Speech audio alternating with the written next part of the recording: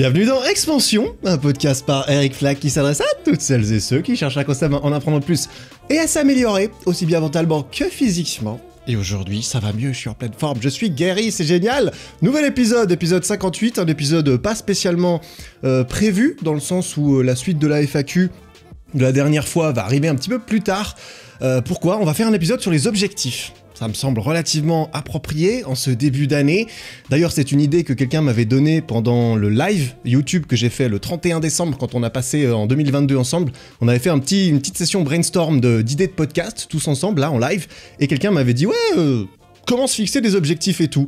Et c'est vrai que, bon, moi, ça fait longtemps que je me suis posé ces questions, c'est vrai. J'en ai déjà parlé, sauf erreur aussi.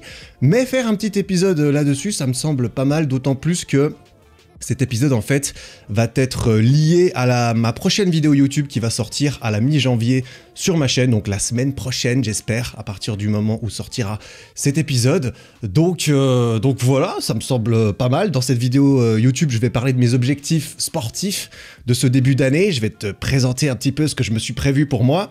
Et ça vaut la peine de le mentionner parce que les objectifs sportifs, ça fait longtemps que je m'en suis pas fixé, tu vois.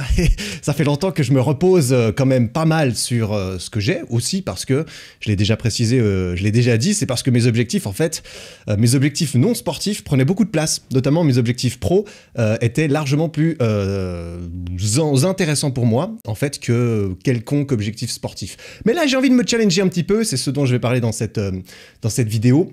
Je parlerai un petit peu plus aussi vite fait de mes autres objectifs perso, mais voilà, c'est pas le but. Peut-être que je ferai un épisode de podcast en février dans lequel je parle de mes objectifs à moi, éventuellement, on verra, je suis pas sûr que ça soit si intéressant, peut-être. Ce qui est sûr, c'est que dans cet épisode-là, je vais surtout te faire un petit épisode condensé du style livre, alors pas du style livre parce qu'il n'est pas basé sur un livre, mais on va partir sur des modèles qui sont un petit peu connus, on va les discuter, je vais en discuter parce qu'en fait je suis tout seul, tu vois, je vais en discuter et puis voilà, ça le fera bien d'ici la fin de ce mois, parce que là normalement au moment où tu écoutes cet épisode, le 13, jeudi 13, je viens d'atterrir au Mexique, super, je me réjouis parce que là je suis en train d'enregistrer, tu vois, je me dépêche avant de partir, il faut que je book des trucs, donc voilà, si jamais il y aura des épisodes qui sortiront les jeudis, même quand je suis au Mexique, parce que j'ai prévu le coup, tu vois. Il y aura cette FAQ, il y aura une interview avec mon pote Antoine Fonbonne qui vont tomber. Et puis voilà, si jamais ça t'intéresse de voyager un tout petit, t'as envie de voyager un tout petit peu avec moi et avec Elio, parce que je serai avec lui, eh bien tu peux aller regarder mes stories sur Instagram de ces 2 prochaines semaines. Voilà, bon, on va gentiment se lancer dans l'épisode du jour.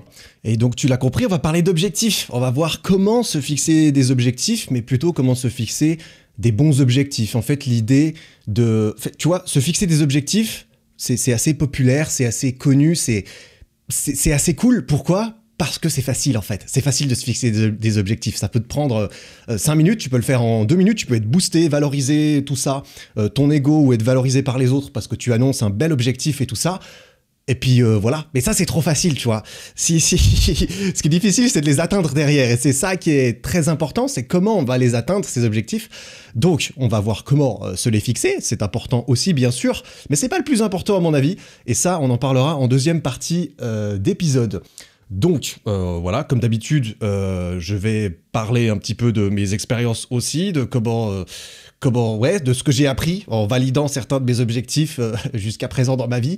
Et puis voilà, on va voir comment ça se passe. Je vais essayer d'illustrer le tout avec des exemples, comme d'habitude. On va essayer. Je me suis préparé des petites notes parce que c'est vrai que c'est le genre de truc que je me suis basé en fait sur des modèles existants qui sont assez connus, que tu connais, dont tu as peut-être déjà entendu parler, qui ont une bonne partie de mérite, ils sont très populaires et très acceptés, et c'est pas pour rien, parce qu'il y a beaucoup de choses intéressantes à prendre là-dedans, à mon avis. Et puis l'idée, par contre, c'est pas nécessairement... Enfin, j'en reparlerai plutôt une fois que j'aurai terminé tout ça. Mais le but, c'est pas de passer 3 jours sur tes objectifs, tu vois. Le but, c'est d'utiliser ces trucs, même si là, je vais les voir en détail, comme ça, ce sera fait une fois pour toutes, j'ai envie de dire. J'aurais parlé des objectifs, j'aurais déconstruit le truc à un niveau de granularité, de détail suffisant, je l'espère, pour que ça soit applicable, compréhensible et utile pour toi. Mais voilà, c'est pas le genre de truc sur lequel il faut faire une dissertation pendant 6 mois, à mon avis. Ça doit te servir un petit peu de radar et d'instinct. C'est des trucs un petit peu à intégrer de façon à pouvoir si j'arrive à claquer des doigts, à pouvoir évaluer assez rapidement à quel point un objectif te semble bien formulé, on dira, mais une fois qu'il est bien formulé, il faut l'attaquer, et ça c'est important. On va partir du coup sur deux modèles de formulation d'objectifs qui sont assez populaires. Le premier, tu le connais peut-être déjà, tu en as peut-être déjà entendu parler, c'est le modèle SMART. SMART, un objectif SMART. SMART, c'est un acronyme anglais, même s'il me semble que sa version française qui fonctionne aussi a clairement été traduite de façon pas très difficile pour le coup. SMART, c'est donc un acronyme, donc c'est S-M-A-R-T, et c'est en fait un moyen mémotechnique, on dira, de se souvenir de comment est un bon objectif, parce que SMART, ça veut dire intelligent en anglais, et du coup c'est stylé de choisir des acronymes avec des mots qui veulent dire des trucs et tout. Donc on va déconstruire un petit peu ça, on va regarder ce que chaque lettre veut dire, les choses importantes dedans, les choses qui sont peut-être plus à mitiger. Enfin, je vais pas juste te donner la description Wikipédia du truc, parce que ça, tu peux aller la chercher toi-même. Et en plus, tout le monde n'est pas spécialement d'accord sur comment ça se passe, tout ça. Donc, on va discuter un petit peu de tout ça. Les SMART Goals, ça vient d'où ? J'ai vite regardé ça, histoire de pouvoir me situer un petit peu, parce que ça fait très longtemps que j'en ai entendu parler en cours aussi, à l'université, c'est quelque chose d'assez, connu, c'est beaucoup utilisé en management, en fait, de base, il me semble. Sauf erreur, ça a été publié en premier dans un papier, avec ce nom-là, en 81, par un mec qui s'appelle George Doran, et puis deux potes à lui, sauf erreur. Mais c'était déjà utilisé beaucoup dans le management, notamment par Peter Drucker, un manager légendaire, sans que ça soit spécialement mentionné comme... tu vois, on lui avait pas encore donné un super nom marketing, parce que Smart, c'est quand même c'est un nom sacrément stylé. Et c'est grâce à ça qu'on s'en souvient et que c'est devenu populaire. Tu vois, ça c'est le côté marketing de la méthode, qui a été très bien choisi, parce que clairement, c'est un bel acronyme. Mais voilà, ça fait longtemps que c'est dans le game, mine de rien, et c'était beaucoup utilisé en management, donc en management d'entreprise, tu vois. Est-ce que c'est 100% applicable pour des objectifs privés, perso, qui n'ont rien à voir avec un rendement de production d'entreprise industrielle? Oui, mais peut-être pas tout le temps, on va voir. On va commencer par la première lettre, S, qui veut dire spécifique. Alors là, c'est assez clair, ça parle de lui-même, mais on va détailler un tout petit peu... je vais plus ou moins détailler certaines choses qui sont plus ou moins importantes à détailler, j'imagine. Ah, tu vois, comme d'habitude, je vais y aller un petit peu au feeling aussi. Spécifique, il faut que ton objectif soit précis, en fait. Il faut qu'il soit bien formulé, il faut qu'il soit bien défini de façon claire et simple à comprendre par toi, mais aussi par les gens autour de toi. C'est une bonne chose. Il faut que ça soit un objectif facile à comprendre, pas un truc qui s'étale sur une page et demie, avec des mots compliqués dans un truc où tu le lis et tu vois, il faut que ça soit simple. Il faut que ça soit simple à comprendre et que ça soit bien précis, que ça soit précisé et que tu ne laisses pas trop de place à l'interprétation quand tu le lis, tu vois. Ce qui est bien, c'est tu peux te poser certaines questions, entre guillemets, pour finir de le préciser suffisamment, du style, ça concerne quoi ? Tu vas le faire avec qui ? Est-ce que c'est quelque chose que tu fais tout seul ? Où est-ce que ça va se passer ? Quand est-ce que tu vas le faire ? Comment ? Il faut le définir, il faut le contraindre, ton objectif. Il faut qu'il soit contraint dans un monde fini et fermé, et c'est toi qui vas imposer les limites autour de ce monde et donc autour de cet objectif, de façon à ce que, à ce que tu puisses facilement, idéalement, pouvoir savoir quel est le chemin pour arriver du point A au point B, le point B étant j'ai rempli mon objectif. Tu vois, donc il faut que ça soit précis et pas juste tiens, je vais essayer de me remettre en forme. Ça, c'est le genre de pire objectif que tu peux choisir. Je pense que je vais essayer de me remettre en forme. Genre, il n'y a rien, c'est pas précis, il n'y a pas d'objectif, il n'y a pas d'espace-temps défini. Ça veut tout et rien dire, absolument. Tu vois, ça, c'est un très très mauvais objectif, pas du tout précis. Par contre, je veux perdre 10 kilos d'ici le 28 avril 2022. C'est déjà vachement mieux, tu vois, vachement plus précis. Ça tient en une phrase, tout le monde le comprend, tout le monde sait ce que ça veut dire. C'est assez populaire comme objectif en plus, donc c'est déjà nettement plus approprié, tu vois. Et là, tout de suite, ça devient beaucoup plus difficile de te mentir à toi-même sur, tiens, est-ce que je vais dans la bonne direction ? Est-ce que j'ai réussi ou pas ? Et ça, c'est important du coup de pouvoir mesurer ce que tu fais. Et on en arrive à la deuxième lettre, le M, measurable. Mesurable, t'as vu, ça se traduit parfaitement, ça garde la même première lettre. Ouais, je sais pas s'il y a un nom. Est-ce qu'il y a un nom spécial pour la première lettre ? j'allais dire majuscule, mais ça n'a rien à voir, donc non. Un objectif mesurable, c'est également extrêmement important, si tu veux mon avis, et je pense que tout le monde est d'accord pour dire que de savoir comment tu vas mesurer ton progrès, c'est ultra décisif à tous les niveaux, en fait. Déjà, ça va te permettre de mesurer l'idéal, c'est que tu puisses mesurer fréquemment, que tu aies une méthode de mesure ponctuelle ou régulière qui soit facile d'accès pour pouvoir mesurer tes progrès, pour savoir dans quelle direction tu pars et est-ce que c'est la bonne direction, pour avoir un feedback sur la progression et de pouvoir éventuellement réajuster la trajectoire en cours de route, de comprendre où tu te situes, en fait, dans le... Putain. Où tu te situes dans le chemin entre A et B. Alors, c'est pas nécessairement une ligne droite entre A et B, voilà, clairement, mais voilà, il faut que tu partes quand même dans le rayon à 180 degrés qui se rapproche un petit peu du point B, tu vois ce que je veux dire. Donc, avoir du feedback, c'est extrêmement important. Parce que j'en ai déjà parlé en plus dans un épisode sur le flow, ça en fait partie aussi. Avoir du feedback, ça te permet de donner du sens à ce que tu fais. Ça te permet de pouvoir... t'as un benchmark, t'as un point de référence auquel t'accorder en mode « Ah, là, je sais que ce que je fais, c'est bien, ça va dans la direction qui me plaît. » Ça te permet de te situer, ça te permet...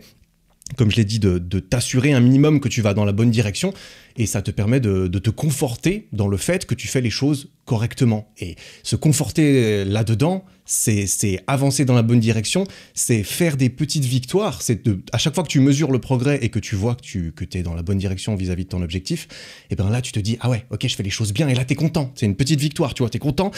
Tu t'améliores, entre guillemets, parce que plus tu avances dans la bonne direction, plus tu apprends, plus tu évolues, plus tu t'améliores. Et s'améliorer, faire des progrès, progresser, c'est créer de la petite motivation, tu vois. Et souvent, le problème des objectifs, c'est que parce que l'objectif est mal fixé ou parce que le système pour y arriver n'est pas efficace ou n'est pas adapté, eh bien, on perd la motivation. C'est le problème numéro 1 des gens qui n'arrivent pas à remplir leurs objectifs. En tout cas, c'est ce qu'ils auront tendance à dire, je pense, c'est qu'ils ont eu du mal à rester motivés tout le long. Ils étaient peut-être motivés au début lorsqu'ils se sont fixés un magnifique objectif, mais qu'ils ont eu du mal à entretenir la motivation ensuite. Et un très bon moyen d'entretenir cette motivation, c'est que ton objectif soit mesurable et qu'à chaque instant, ou presque, tu puisses te dire « Ok, là je me mesure, je me mets sur la balance, je regarde ce que j'arrive à faire. » Enfin, ça dépend de ton objectif, tu vois. Et il faut que tu puisses te dire avec une certitude envers toi-même que tu as la preuve ou que tu aies l'impression, c'est une histoire de subjectivité, hein, la motivation c'est vachement subjectif, que tu aies l'impression que tu progresses et que tu vas dans la bonne direction. Et là, ça va te maintenir motivé autant que possible. C'est une très bonne façon, en tout cas, de rester motivé et de te sentir dans le contrôle, en fait, de te sentir, ouais, si je vais dans la bonne direction, c'est parce que j'ai fait les actions qui font en sorte d'y aller. Donc, tu as l'impression de pouvoir t'attribuer aussi la progression. Et toutes ces petites choses font en sorte que ça maximise tes chances de continuer pour atteindre la destination.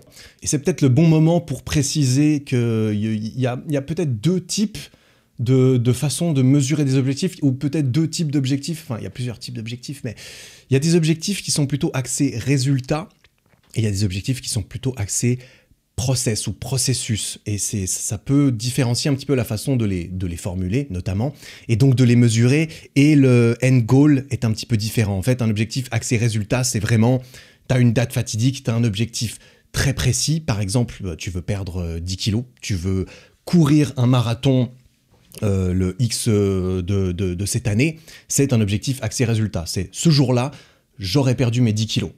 Ce jour-là, j'aurais couru le marathon et j'aurais réussi à franchir la ligne d'arrivée. Et ensuite, l'objectif, il est terminé, tu vois. C'est un truc un petit peu plus ponctuel à atteindre. Et un objectif axé process, c'est quelque chose qui est plus continu, dans la continuité. En fait, qui se réfère bien plus à intégrer peut-être une nouvelle bonne habitude que de juste atteindre un certain palier. Tu vois, par exemple, aller à la salle de sport 3 fois par semaine toute l'année. C'est un objectif axé process. Alors oui, tu vas le définir dans le temps, et on s'avance un petit peu, mais c'est important aussi. Mais c'est pas quelque chose de très précis en mode, ok, c'est pas à la fin de l'année, est-ce que j'aurais vraiment validé mon objectif et puis ce sera différent ? Oui, en quelque sorte, si ça devient naturel et que c'est important pour toi et que ça devient habituel, si ça devient automatique, c'est plus vraiment un objectif, il est validé à partir du moment où justement peut-être ça devient intégré, suffisamment facile pour toi de l'entretenir, et là tu peux éventuellement choisir un autre objectif sur lequel concentrer un petit peu ta discipline. parce qu'il ne faut pas avoir 15 objectifs trop compliqués, trop contraignants en même temps, ça tombe sous le sens. Mais voilà, me coucher à la même heure tous les soirs, de façon à pouvoir prendre mes 8h30 de sommeil toutes les nuits pendant la semaine, parce que le week-end je vais faire la teuf, mais pendant la semaine, je me lève tous les matins pour aller au taf à la même heure, du coup j'essaie de m'instaurer une heure de coucher toujours la même.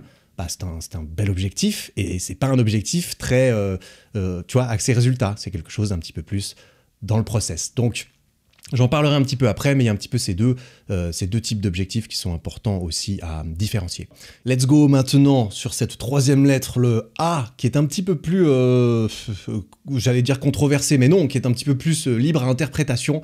Comme on va le voir, le A, en fait, chacun le nomme un petit peu à sa sauce. Il y a du acceptable, il y a du achievable, il y a du attainable. Donc il y a du acceptable, du achievable et attainable, c'est atteignable, tu vois, réalisable en quelque sorte.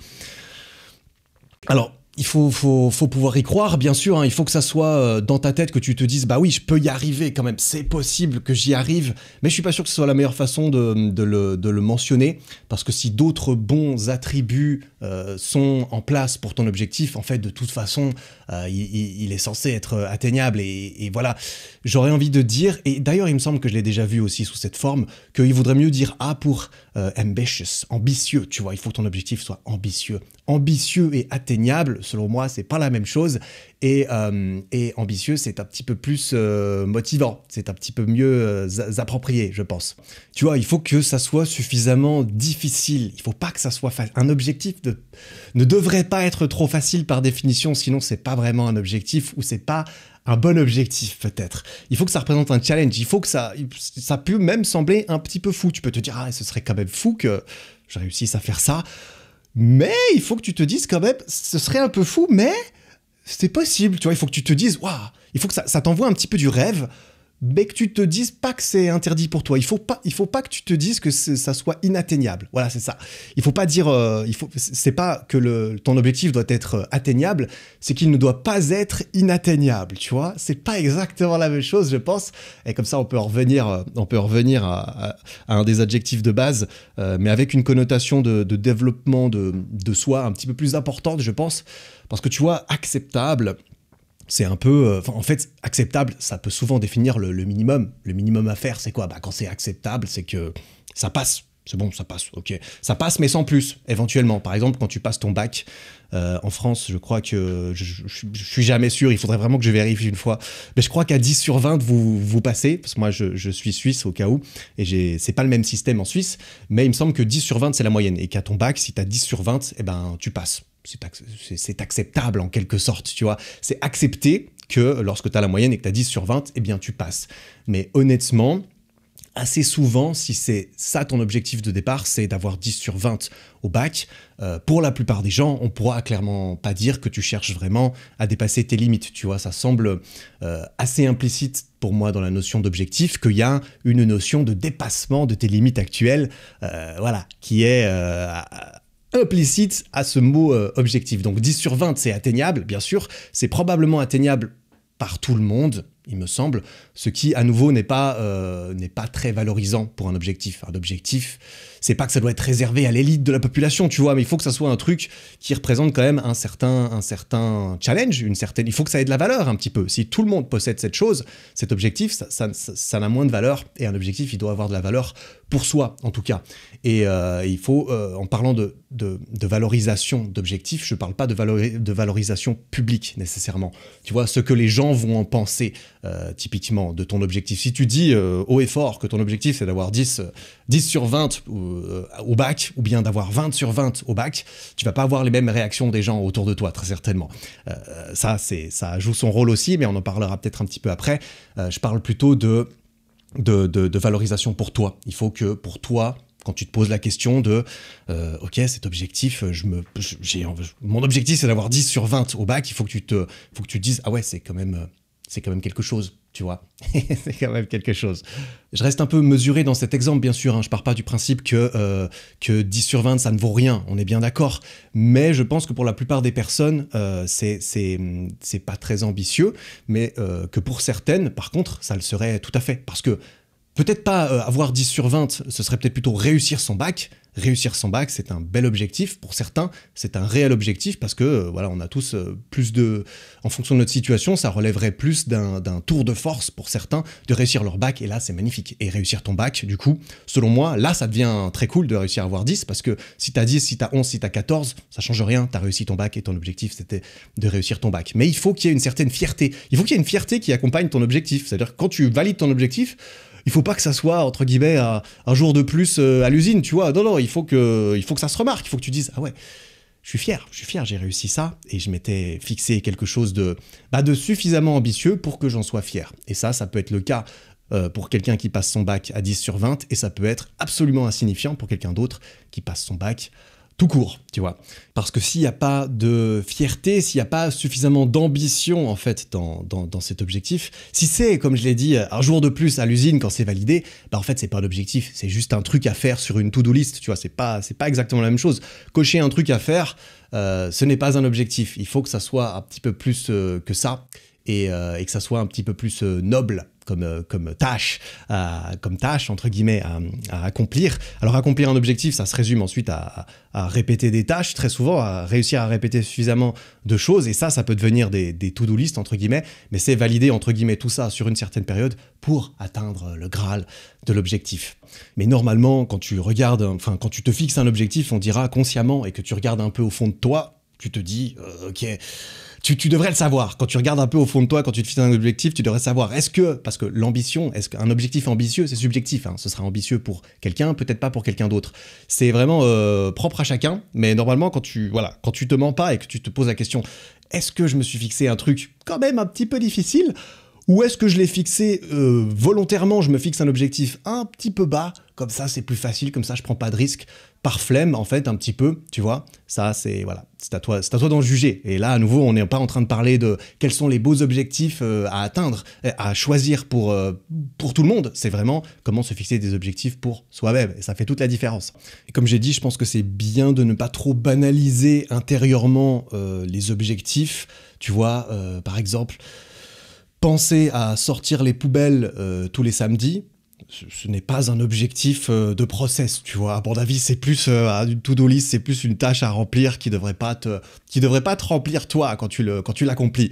Donc, il faut faire la différence à ce niveau-là. Pareil, se brosser les dents tous les jours, si tu écoutes ce podcast, t'as probablement pas de problème financier ou de nécessité pour pouvoir te brosser les dents tous les jours. Donc, je pense qu'on est d'accord pour dire que c'est pas assez ambitieux pour être qualifié d'objectif par beaucoup de personnes. Après, si par exemple ton objectif c'est je veux me brosser les dents 2 fois par jour toute l'année, et que ça fait partie d'un ensemble d'objectifs qui visent à améliorer ton niveau d'hygiène de vie globale, ça peut être extrêmement bien, et ça peut tout à fait faire partie d'un sous-objectif peut-être inhérent aux gros objectifs qu'il faudrait calibrer un petit peu mieux, tu vois. Améliorer mon hygiène de vie, c'est à nouveau un petit peu trop vague, probablement. Donc c'est bien de pouvoir décomposer ça en « je veux pas améliorer mon hygiène de vie », c'est la façon de le résumer, mais ça comporte en « je me brosse les dents 2 fois par jour, je vais à la salle de sport 3 fois par jour, je dors bien, je lis tous les jours, blablabla », tu vois. Voilà, je pense que tu commences à comprendre un petit peu le truc. Mais il faut que ça soit relativement ambitieux dans tout ça. Si tu n'habites pas en France, tu habites je ne sais pas où, dans un pays très reculé, très pauvre, et que tu n'as jamais pu te brosser les dents de toute ta vie, et que pour toi ça représente un symbole extraordinaire, le jour où tu pourras te brosser les dents tous les jours, tu sauras, ça y est, maintenant je suis confortable, ça peut être un magnifique objectif. Et je pense pas que ça s'applique nécessairement à nos autres riches qui pouvons nous brosser les dents facilement tous les jours. Bref, on arrive à... Ouais, je crois que je vais m'arrêter là pour ces objectifs ambitieux, tu vois. Sans vouloir tomber dans le cliché de « vise la lune », comme ça tu atterriras au moins dans les étoiles. Il y a un tout petit peu de vrai là-dedans, mine de rien. Il faut que l'objectif te fasse rêver un peu, il faut que ça t'excite un petit peu, il faut que ça te fasse vibrer, de te dire « putain, ça pourrait être moi, cette personne dans X temps, qui est comme ça, qui a réussi à faire ça, qui a cette identité de cette personne, elle est sportive, elle va à la salle régulièrement, elle se pose plus la question. Ça pourrait être moi, il faut que ça te fasse rêver et que ça puisse te dire que ça pourrait être toi de façon à peu près réaliste. Il faut que tu puisses te visualiser un petit peu étant cette personne. Et là, on en arrive un petit peu à la lettre d'après, le R. Realistic. Réaliste. Alors là, réaliste, mine de rien, ça ressemble un peu beaucoup à atteignable, je trouve, en quelque sorte. Après, il y a différentes variations. J'en ai trouvé une autre qui est vachement plus intéressante, je trouve. Donc oui, il faut qu'il soit réaliste, bien sûr, ça tombe un petit peu sous le sens.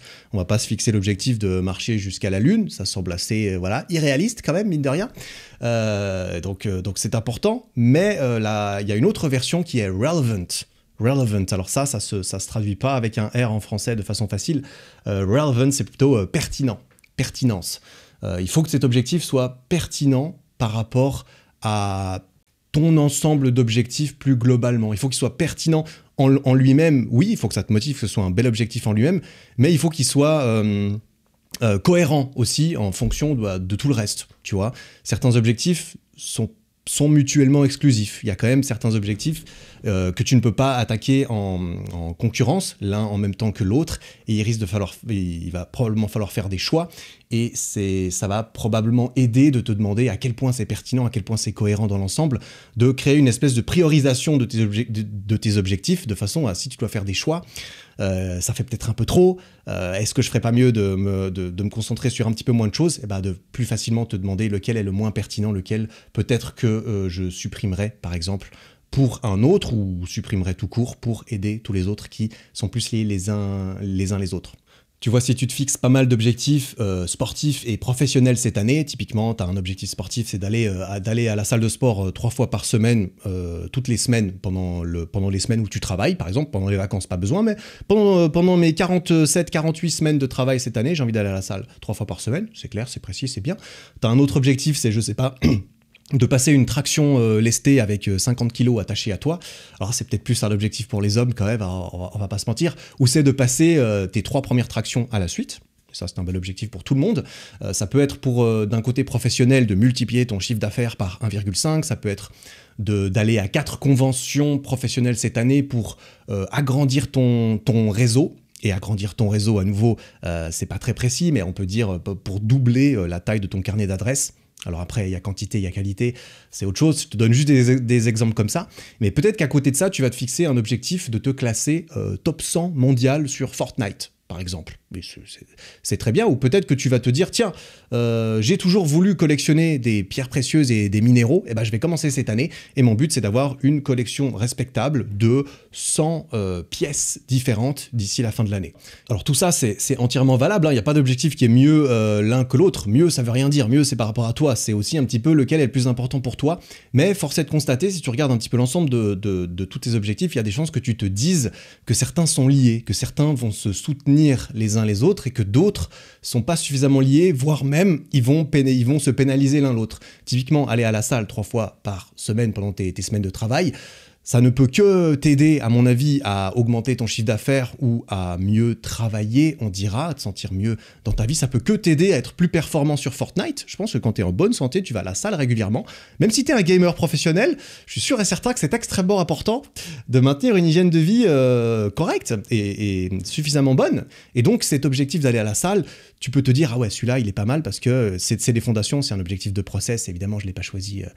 Il est facile, tu vois, il est facile à se fixer, hein, il n'est pas nécessairement facile à remplir, mais il va soutenir un petit peu tout le reste. Par contre, devenir super fort sur Fortnite et en même temps multiplier ton chiffre d'affaires par 1,5, sauf si justement tu réussis à te dire ok, ça va devenir une activité secondaire, je vais réussir à gagner de l'argent en faisant ça, ça peut être le cas. En dehors de ça, c'est vrai que si tu as un travail qui est bien séparé de ton univers de gaming, peut-être le soir ou le week-end, c'est là que tu peux te dire, bon, bah peut-être que si je m'attaque à ces deux choses en même temps, clairement, l'une va prendre du temps et va prendre de l'énergie pour l'autre, et que c'est peut-être assez difficile de les faire cohabiter.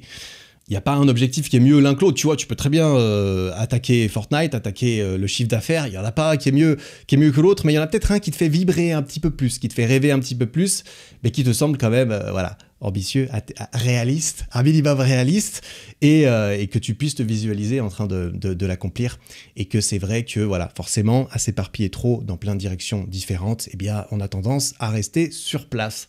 Voilà, c'était un exemple un petit peu long, juste Je sais pas, j'essaie de détailler un petit peu le truc, mais je pense que tu comprends bien un petit peu l'idée de ça. En fait, j'essaye de justifier aussi la présence de ce relevant, de ce realistic, tu vois. C'est pas la lettre la plus importante, je pense, mais ça peut être intéressant de te demander à quel point cet objectif est cohérent, pas seulement en lui-même parce que toi t'aurais envie de réussir à faire ça, mais à quel point il t'aide dans la globalité de tes objectifs, dans la globalité de ta vie et de la direction générale dans laquelle tu veux aller.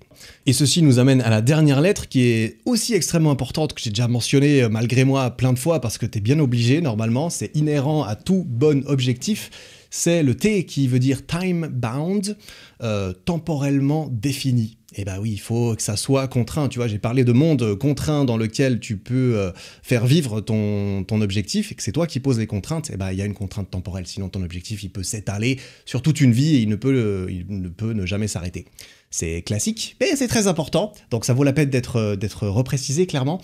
Dans 3 mois, le 30 mars 2022, je veux X, c'est bien mieux comme formulation que je veux X le plus vite possible. Le plus vite possible, j'ai envie d'avoir réussi à faire ça. Ça, c'est peut-être, si réellement on parle d'un truc que tu pourrais réussir en une après-midi, bah oui, le plus vite possible. Mais là, à nouveau, si c'est un truc sur une après-midi que tu peux faire comme ça en claquant des doigts, c'est peut-être plus une tâche que un vrai objectif de ouf, tu vois. Donc se fixer un délai, se contraindre l'objectif dans un espace-temps précis et mesurable, avec éventuellement des dates intermédiaires, hein. Il n'y a pas qu'une date finale qui peut être la seule qui est importante. C'est bien de poser, de poser ça. Et ça peut être très facile, tout comme ça peut être assez difficile en fait de contraindre un objectif de définir temporellement un objectif, tu vois. Quand c'est un objectif axé résultat et quand c'est quelque chose où le délai est imposé de façon extérieure, c'est plus facile généralement de s'organiser parce qu'il y a moins d'auto-imposage. C'est sûrement pas du français, mais il y a moins d'auto-imposage de délai. Par exemple, si ton objectif c'est je veux courir le marathon de Paris. Le marathon de Paris, c'est en avril 2022, il y a une date précise, je crois que c'est au début du mois. Eh bien là, ça devient clair. Ok, le X avril, je cours le marathon de Paris. Donc je sais que mon objectif, il est contraint entre aujourd'hui et le X avril pour courir le marathon. Donc là, il n'y a pas de contrôle de ta part, ça rend le tout assez clair. Et en plus, c'est le genre d'objectif qui a déjà été accompli par beaucoup de personnes, qui est assez populaire. Et donc, c'est un objectif facile quand même, entre guillemets, parce qu'il est clair, il est mesurable, il est planifiable, il est concret. Beaucoup de gens l'ont fait, beaucoup de gens l'ont étudié, et tu peux t'inspirer de ces personnes, tu peux même engager des gens, des coachs par exemple, qui vont t'aider à remplir cet objectif parce qu'ils savent comment le faire, ou ils ont déjà aidé d'autres personnes, ou tu peux simplement t'inspirer du système qui a été mis en place par ces personnes qui ont réussi pour te créer le tien, ou pour le recopier simplement, et en l'adaptant à toi ensuite en cours de route, ça c'est important quand même, mais ça sera tout de suite moins sympa quand c'est des objectifs pour lesquels il n'y a pas de délai imposé par quelque chose d'autre. Et donc là, la différence, c'est que ça va être à toi de fixer un délai, ça va être à toi de décider, ok, je me laisse telle période pour atteindre cet objectif, et c'est là que ça devient un petit peu plus délicat, et du coup c'est quand même assez souvent délicat. En fait, ça dépend de tes objectifs bien sûr, mais ça peut assez souvent être délicat, d'autant plus quand c'est quelque chose d'un peu ambitieux forcément, qui respecte toutes les autres conditions, on dira. Eh bien c'est pas toujours facile de fixer ça. Par contre, je suis assez convaincu que c'est une bonne chose de le faire, et de ne pas, justement parce que c'est libre à toi-même de le fixer, justement de le laisser d'un côté. Je pense que s'imposer en quelque sorte, s'imposer le bon délai, c'est parfait. Après, il y a des délais qui sont bien mieux que d'autres, et il y en a qui sont très certainement contre-productifs, c'est sûr et certain. Par exemple, un objectif des familles, tu veux perdre 10 kilos, si t'as pas une date facile, par exemple, tu sais que tu vas te marier à la fin de l'été, tu veux perdre 10 kilos pour entrer dans ta robe, ton costume, ou pour faire des super belles photos que tu garderas toute ta vie, dans lesquelles t'es beau gosse, t'es belle gosse, t'as perdu tes 10 kilos, etc. Ça, c'est entre guillemets, c'est cool, d'autant plus, par exemple, si tu peux rattacher ça à un événement, à quelque chose qui est une contrainte extérieure. C'est bien, si tu trouves une contrainte extérieure, c'est parfait. Je me marie dans 9 mois, j'ai 9 mois pour perdre mes 10 kilos, c'est réaliste, c'est bien, c'est parti, on est lancé. Mais si c'est pas le cas, si c'est juste, j'ai envie de perdre 10 kilos, si tu te dis, ok, je vais étaler ça sur le reste de ma vie, parce que je ne pose pas de contraintes, il y a peu de chances que ça te motive et que tu considères même ça comme un objectif au quotidien, tu vois, évidemment que tu vois. Donc, se fixer un délai qui est trop court, ça devient parfois, en fait, par définition, s'il est trop court, c'est plus réaliste, ou alors c'est plus pertinent, ou même c'est dangereux, perdre 10 kilos en 10 jours, c'est dangereux, tu vois. Et choisir une date qui est trop longue, ça ne devient plus ambitieux, généralement, c'est plus assez ambitieux, ça devient plus lointain, plus c'est loin, moins c'est tangible, plus c'est difficile de se projeter dans le futur pour se dire « Ok, dans 10 ans, je serai comme ça ». C'est difficile de se fixer des objectifs sur 10 ans et de réussir à être motivé au jour le jour pour les atteindre, tu vois. Donc il y a évidemment un juste milieu entre tout ça. Et en plus, une petite note que je trouve intéressante à mentionner, c'est que généralement, pour une tâche à accomplir, alors ça se réfère peut-être plus facilement à une tâche qu'à un objectif, mais ensuite l'objectif, tu vas devoir le décomposer en tâches, comme je l'ai mentionné un petit peu. Eh bien, il y a la loi, la fameuse, je ne sais pas si tu la connais, mais je vais vite te la définir, la fameuse loi de Parkinson qui peut s'appliquer. Et cette loi, qui a été inventée, qui a été définie par un cher monsieur Parkinson, eh bien, elle stipule que la durée d'une tâche va s'adapter, va s'expandre généralement, c'est-à-dire qu'elle va prendre tout l'espace que tu lui accordes. Ça veut dire qu'elle va s'adapter à la durée au délai que tu accordes à cette tâche. Par exemple, tu te dis, je dois réviser mon cours d'économie politique, parce que c'est une tâche à accomplir qui est comprise dans mon objectif de valider mes examens universitaires cette année et récupérer mon diplôme. Mon objectif, c'est réussir mon diplôme. Il faut que je révise mon cours d'économie politique en cours de route pour le faire. Et si tu te dis, possible, après, tu vois, c'est juste pour que tu comprennes un petit peu l'idée, je me laisse jusqu'à jeudi prochain, je me laisse 7 jours pour réviser tout mon cours d'économie politique, ou si tu te dis, ok, je me laisse 12 jours pour réviser tout mon cours d'économie politique, dans la mesure d'une plage à peu près raisonnable, en fait, le nombre de jours que tu vas choisir, ça va être le nombre de jours qui va être réalisé. Et c'est ça que cette loi stipule. C'est que si tu te dis 7 jours, probablement qu'en 7 jours, tu vas y arriver. Si tu te dis 12 jours, probablement que tu vas y arriver en 12 jours en ayant quand même l'impression d'avoir bien rempli toutes tes journées. Tu vois, consciemment ou assez souvent inconsciemment, on va adapter notre rythme, notre intensité, ou même tout simplement dans cet exemple précis, on va adapter notre durée de travail quotidienne de façon à pouvoir arriver à notre fin, à notre objectif, mais à y arriver juste à temps. Généralement, tu te fixes 12, tu te dis « Ok, j'ai 12 jours ». Tranquille 12 jours. Et tu vois, et là, c'est à toi à nouveau de te dire, est-ce que c'est vraiment ambitieux 12 jours? Parce que si ça veut dire réviser 2h30 par jour, et que tu as beaucoup plus de temps que cela à y accorder, c'est peut-être pas assez ambitieux. Bref, cette loi de Parkinson, c'est très intéressant, je trouve, mais ça mériterait peut-être plus un épisode à part entière, on dira. Donc, on va s'arrêter là pour ça. Pour en revenir à un délai qu'on doit se fixer, il y a une catégorie de délais que je trouve intéressante, c'est la catégorie un petit peu challenge, tu vois, c'est le classique, entre guillemets, 30 jours pour réussir à faire ça ou ça. Donc, pour des objectifs axés résultats, ça peut être pas mal de se contraindre dans un espèce de challenge assez ambitieux.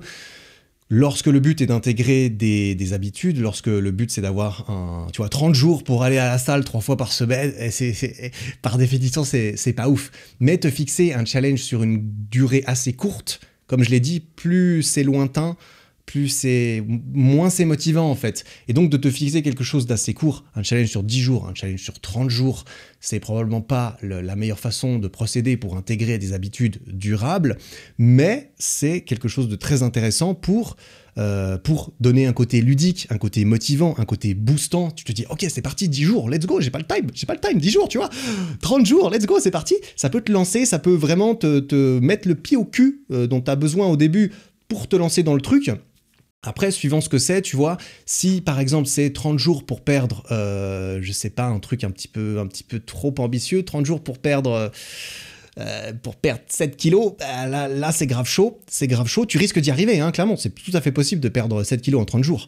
Comment là, c'est bien la question, et surtout, est-ce que c'est une bonne idée? Probablement pas, parce que l'effet yo-yo, il s'applique c'est bien connu au niveau des régimes et tout ça, mais il s'applique pour tout. Typiquement, si ton but c'est, je sais pas, d'aller courir régulièrement et que tu te dis ok je cours tous les jours pendant 30 jours, bah c'est bien, mais est-ce que c'est la meilleure façon au bout des 30 jours de te dire bon bah voilà j'ai réussi mon objectif? Du coup il y a un petit peu cette tendance à peut-être s'arrêter, tu vois, un petit peu comme des sportifs, des bodybuilders qui se préparent de ouf pendant longtemps pour la date fatidique. C'est un objectif axé résultat. J'ai cette compète ce jour-là, il faut que je sois au top de ma forme. Et dès que c'est fini, bah, il y a un petit peu la saison off, suivant quoi, tu te laisses un petit peu aller et tu passes un petit peu d'un extrême à l'autre, entre guillemets.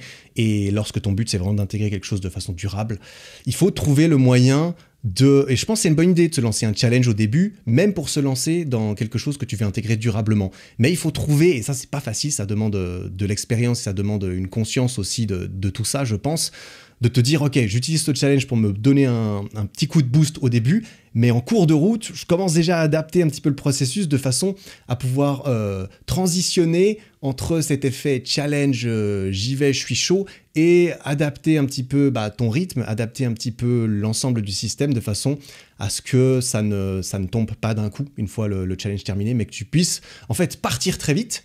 Mais en cours de route, tu trouves ton rythme de croisière qui est un petit peu plus bas et que tu puisses continuer là-dedans par la suite. Bref, c'est pas évident, bien sûr. Il faut réfléchir. D'autant plus si t'es pas spécialement renseigné dans le domaine, si tu sais pas combien de temps c'est censé te prendre de t'entraîner à partir de rien pour réussir un marathon. Moi-même, je suis pas sûr. Tu vois, j'en sais rien. Je suis pas spécialiste. Si mon objectif c'était ça, c'était de courir le marathon de Paris en avril prochain. Je sais pas, 3 mois, je pense que ça serait assez ambitieux pour moi qui n'ai pas d'expérience spécifique dans la course de longue distance, tu vois. Donc c'est bien de se renseigner, c'est bien de se poser des questions, c'est bien de trouver des gens qui peuvent plus facilement répondre à cette question et savoir ce qui est un bon délai, un délai qui soit réalisable mais suffisamment ambitieux. Pour être stimulant, mais pas trop court pour pas se brûler non plus, hein, voilà. Et bien sûr, pas trop long pour ne pas glandouiller et simplement abandonner cet objectif sans même le remarquer tellement c'est... Ouais, voilà. On en arrive au bout de cette petite définition des objectifs SMART. Hein, voilà, j'espère que ça t'a plu. Je pense que si tu aimes beaucoup le développement personnel, que tu lis beaucoup de livres et que tu te renseignes généralement, c'est clairement quelque chose dont tu avais déjà entendu parler.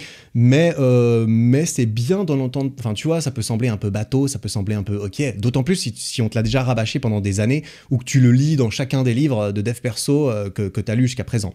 Mais je pense que c'est un bon plan, clairement, pour quelqu'un qui est plus débutant, on dira, je sais pas, débutant dans le développement de soi ou j'en sais rien. C'est un concept très intéressant à aborder la première fois. Et ensuite, il faut que ça devienne automatique et pas que tu passes 3 ans à réfléchir à ça. Mais voilà un petit peu pour tout ça. Je pense qu'il y a quand même évidemment des petites exceptions là-dedans. Enfin, pas des exceptions, mais qu'il faut juste rappeler le fait qu'il y a clairement des adaptations à faire par chacun et pour chacun. Tu vois, il faut user de notre propre conscience de nous-mêmes pour nous fixer des objectifs. Si tu sais que tu as vraiment du mal à te faire quoi que ce soit, eh bien, oui, tu dois quand même choisir un objectif ambitieux, mais c'est vraiment un objectif ambitieux pour toi. Et si tu sais que tu as du mal à tenir dans la durée, que tu as du mal à rester discipliné ou motivé longtemps, eh ben, comme je l'ai dit, les petites victoires, c'est un très bon moyen de rester motivé. Donc, tu peux choisir des objectifs moins ambitieux d'un point de vue objectif de la plupart des gens, entre guillemets, mais que tu sais que toi, ça représente un petit challenge, c'est quelque chose que tu fais sur une courte durée, comme ça, tu te laisses des chances d'y arriver tout en gardant ce sentiment de fierté, parce que ça restera quelque chose d'important et de réellement suffisamment challenging pour toi, pour que tu te dises « Ah ouais, j'ai réussi ce petit objectif », et ça te permet ensuite d'en fixer des un petit peu plus grands, un petit peu plus ambitieux, un petit peu plus grand, un petit peu plus ambitieux. Et voilà, il faut bien commencer par les fondations, commencer par petit, entre guillemets, il faut bien commencer par poser la première pierre, tu vois, quand tu construis un truc. C'est ça que je veux dire. Faut pas construire sur des fondations minuscules et que tout se pète la gueule. On est d'accord, mais il faut vraiment avoir une certaine conscience de soi-même pour savoir, en fait, qu'est-ce qui nous correspond comme objectif ou pas. Tu vois, on en revient un petit peu au spécifique ou au relevant. Il faut que ça soit personnalisé à toi-même, pertinent pour toi-même, et donc pas un objectif qui serait considéré comme étant stylé par la plupart des gens, ou un bel objectif pour n'importe qui, mais bien un qui soit pour toi, qui soit adapté à toi, à ta situation et à ta façon de fonctionner, qu'il y a plus ou moins que toi qui, qui sait ce que c'est. On va rapidement passer maintenant à un deuxième modèle, un deuxième acronyme qui s'est popularisé un petit peu plus ces dernières années, ces 10 dernières années, ça fait rare. Il me semble que une des premières fois que ça a été vraiment sorti, c'était en 2010 par un mec qui s'appelle Mark Murphy. En tout cas, il a sorti un livre avec ce titre. Et le but, c'est pas de... Enfin, là c'était un petit peu c'était aussi un mouvement un peu marketing, forcément. En plus, il a bien choisi son acronyme. C'est hard goals. Hard comme difficile, hein, en anglais, H-A-R-D. Et c'est un petit peu en opposition au smart goals. C'est pas vraiment en opposition, mais il se positionne comme étant en opposition au smart goals parce que ça vend mieux de te dire non, ça c'est la mauvaise méthode, la mienne elle est meilleure. Il y a beaucoup de points communs, c'est pour ça que je vais passer dessus un petit peu plus rapidement, mais il y a des choses qui valent la peine d'être mentionnées et qui sont des réelles améliorations au smart pur et dur et textuel, tu vois. Hard, le H, ça veut dire heartfelt. Purée, c'est pas facile à dire. Hein. Heartfelt, H-E-A-R-T-F-E-L-T, ce qui littéralement veut dire heart, c'est le cœur, felt, c'est ressenti. C'est feeling, tu vois, feeling c'est les sentiments. Heartfelt, ça veut dire que ça vient du cœur, ça vient du fond du cœur, c'est sincère. Il faut que c'est pas qu'il faut, mais c'est peut-être mieux si si ton objectif il vient du fond de ton cœur, tu vois. Si tu le portes vraiment dans ton cœur, il y a plus de chances que tu l'accomplisses parce qu'il aura plus de meaning pour toi, il aura plus de sens pour toi, il sera plus important à tes yeux. Plus tu as d'émotions qui sont attachées à cet objectif, plus tu es attaché à cet objectif, plus il fait naître d'émotions en toi. Quand tu y réfléchis, plus il te fait vibrer, plus il t'excite, comme on en a parlé avant pour un objectif ambitieux, et bien plus tu augmentes tes chances de rester impliqué, je pense, au jour le jour. Si ça te chauffe vraiment de faire ça, en fait, vu que ça te chauffe et que tu as vraiment envie et que il y a une réelle importance, bah plus c'est important, plus tu es impliqué, moins tu auras besoin de motivation, moins tu auras besoin de discipline en cours de route, ou alors plus ça sera facile les moments où tu es down de simplement te rappeler en fait pourquoi, un petit peu de rappeler pourquoi, c'est marrant, je m'avance un peu, ça va te permettre de te rappeler en fait pourquoi tu veux faire cet objectif et ça va refaire ressurgir en toi la flamme qui t'a décidé de te lancer. Tu vas plus facilement rebooster un petit peu, re-remplir un petit peu ta jauge de discipline, tu vois. Et je dis pourquoi ça me fait marrer, parce qu'en fait je passe un petit peu directement au deuxième, à la deuxième lettre qui est animated, A. Animated, alors c'est là que tu vois que le mec il a vraiment cherché à ce que ça dise hard, tu vois. Évidemment, c'est du marketing, mais c'est bien joué forcément. Mais animated, ça veut dire quoi? Animated, ça veut dire animé, ou plutôt vivant, tu vois, quelque chose de animé, quelque chose qui bouge tout seul. Il faut que ça soit animé du style comme une animation, tu vois. Il faut pouvoir se visualiser soi-même dans un monde dans lequel cet objectif est réalisé, il est vivant, il est atteint. Mais là, on en revient un petit peu au réaliste, au réalisable, au fait que forcément, il faut que tu puisses imaginer que c'est possible. Donc, ce qui est intéressant, c'est un petit peu le pourquoi là-dedans, hein, dans le spécifique de Smart. On parlait peut-être un petit peu plus du quoi, du quand, du qui, du où. Le pourquoi, c'est pas la première fois que je parle du pourquoi. Peut-être que tu es au courant si tu as écouté plusieurs des trucs que j'ai fait ou quoi. Moi, je trouve ça très important. Je valorise beaucoup le pourquoi, même s'il a une connotation un petit peu trop intangible, un petit peu trop wouhou, un petit peu trop dev perso stéréotype, tu vois. Ça reste quelque chose de très important. Le pourquoi, c'est le feu de Dieu, tu vois. C'est sans aucune connotation religieuse, bien sûr.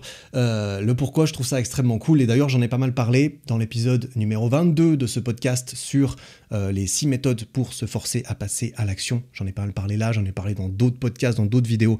Donc, je vais pas m'étaler trop là-dedans, mais c'est vrai que si tu as un pourquoi intense, qui vient du fond du cœur, associé à ton objectif, il y a probablement plus de chances que ce soit un bon objectif et que tu maximises tes chances d'y arriver. On passe à la troisième lettre qui est le R de required. Required, ça veut dire requis.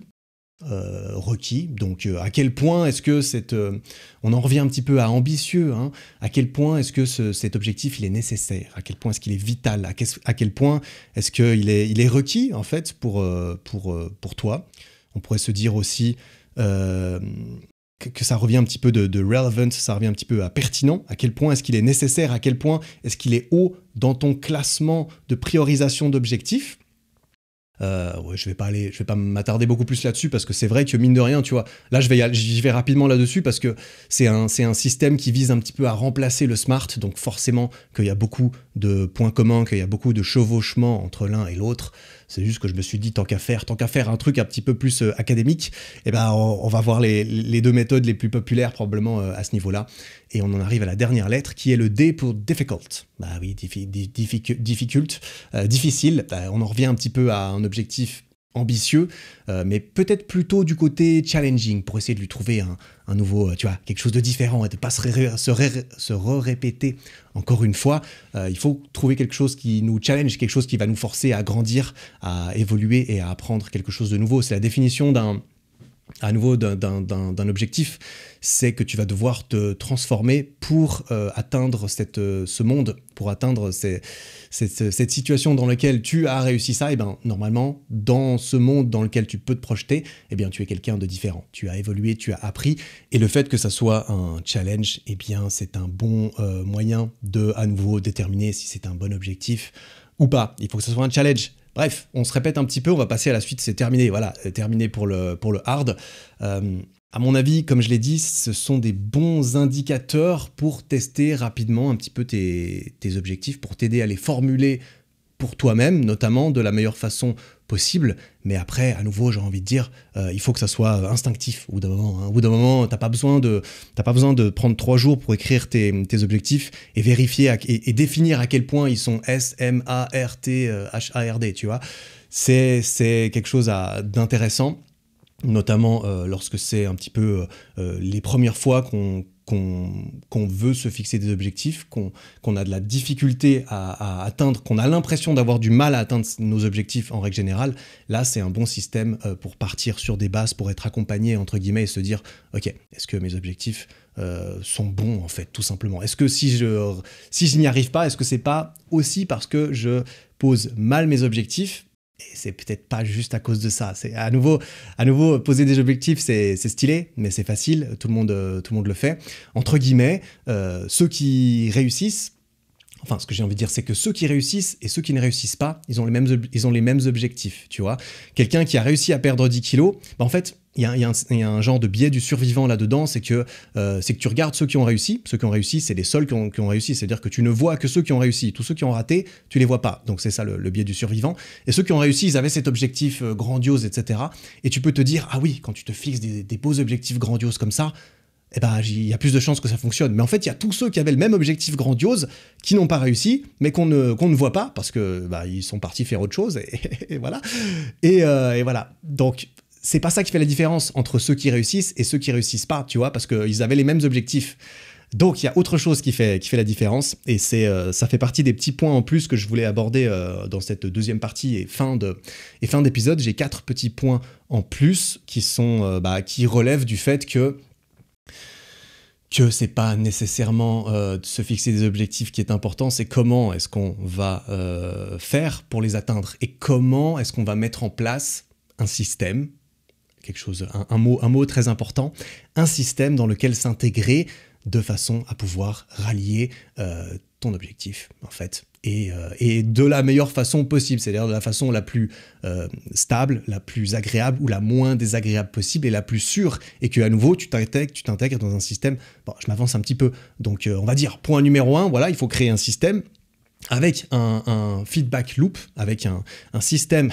Il faut créer un système avec dedans un système tu vois, le fait que ton objectif soit mesurable, c'est très très important dans un système, parce qu'il faut que ça soit quelque chose pour lequel tu puisses réévaluer régulièrement ta position dans le système. Et donc un système efficace, c'est un système dans lequel toutes ces choses sont là. Et puis ce qui est marrant, c'est qu'avant, du coup, je l'ai déjà mentionné en vrai, mais on a parlé de challenging, on a parlé de feedback, on a parlé du fait que ça soit mesurable, qu'il faut que tu puisses t'améliorer, évoluer, avoir la preuve que tu vas dans la bonne direction. Tout ça, c'est des conditions qu'on avait déjà vues dans un autre épisode pour entrer dans le flow. C'était l'épisode 35 sur les 8, je crois que c'était 8, les 8 conditions pour entrer dans le flow. Et ça, c'est vachement sympa. Les deux concepts sont un petit peu liés dans le sens où un très bon système, ce serait un système dans lequel tu puisses être régulièrement dans le flow. Et je vais pas à nouveau définir tout ce que c'est que le flow, mais si ce genre d'épisode te plaît, eh ben, l'épisode 35 devrait te plaire aussi, parce qu'on parle aussi de petites étapes, de petits trucs, de trucs stylés. Enfin, moi j'aime bien, ça me parle, tu vois, c'est pour ça que je fais des épisodes de podcast dessus, forcément. Donc voilà, un bon système, c'est la clé, en fait. C'est la clé de réussir ses objectifs. Se dire, ok, bah, se fixer, ok, je veux perdre 10 kilos d'ici le 1er juin 2022. C'est bon, l'objectif il est posé, il est facile à poser entre guillemets. Mais il y a de bonnes chances que, que ce soit comment tu vas atteindre ça qui va déterminer. En fait, c'est sûr, tu vois, on est bien d'accord, c'est un exemple assez facile. J'avais fait une vidéo, la vidéo sur mes études que j'avais fait en septembre, comment j'ai fini major de promo à la fac, un truc du genre. Et j'avais fait un épisode de podcast complémentaire là-dessus sur la théorie des jeux. C'était l'épisode numéro 42 qui s'appelle « Comment gagner au jeu de la vie ». Dedans, justement, je définissais un petit peu une façon que moi j'aime bien, celle que j'avais utilisée d'ailleurs pour bien réussir mes études, de se créer un système. C'est que tu pars de l'objectif, réussir ses études, mon objectif c'est réussir mes études. Et ensuite, tu décomposes ce système, tu pars de la fin et tu reviens jusqu'à la situation de départ en t'arrêtant à chacune des étapes qui est importante pour, en cours de route, atteindre cet objectif. Et chacune de ces étapes, en fait, tu vas devoir passer d'une étape à l'autre et tu vas pouvoir déterminer, c'est bien de déterminer un plan, d'étudier le système, en fait. Quand le système, il est imposé par quelqu'un d'autre, par exemple, dans le cadre des études, le système, il est imposé, il t'est imposé. C'est vraiment, tu vas être évalué par des profs, ils vont te donner une note. Si tu as suffisamment de bonnes notes, eh bien, tu as atteint ton objectif de réussir tes études. Et donc, quand le système est imposé par quelqu'un d'autre, eh ben, il faut t'appliquer à respecter le système, à jouer aux règles du jeu qui te sont imposées. Et ça, c'est ce dont je parle beaucoup dans cette vidéo et dans cet épisode. Et c'est intéressant pour ce genre de système. Parce que je te conseille d'aller regarder éventuellement cette vidéo ou cet épisode si jamais ce n'était pas le cas. Et ça va te permettre d'évaluer tous les facteurs qui vont entrer en considération et qui vont juger de ta possible avancée. Par exemple, voilà, un exemple très facile que je donnais, c'est que typiquement, si tu deviens le meilleur pote de tes profs qui vont te donner une note à l'oral de fin d'année, il y a quand même plus de chances que tu aies une bonne note si le prof t'adore que si le prof te déteste parce que tu es toujours sur ton téléphone ou à parler avec ton pote pendant le cours. Tu vois, moi-même, j'en ai fait les frais. J'en avais parlé il y a longtemps dans un autre épisode, mes examens de bac en allemand et surtout en physique. En physique, j'avais une note horrible, alors que j'étais pas si nul, mais le prof me détestait, et il avait bien raison, parce que j'étais un petit con quand même, mine de rien. Donc, tout ça pour dire que comprendre le système, ça permet de s'adapter au système et de proliférer dans le système, de t'améliorer, de comprendre comment ça marche. Ça, c'est dans le cadre d'un système qui t'est imposé. Dans le cadre d'un système que c'est à toi de mettre en place, par exemple, perdre 5 kilos, tu vois, toujours, je prends des exemples faciles parce que le but c'est d'expliquer comment ça marche, histoire que ça soit plus compréhensible pour tout un chacun qui écoute cet épisode, de se créer son propre système.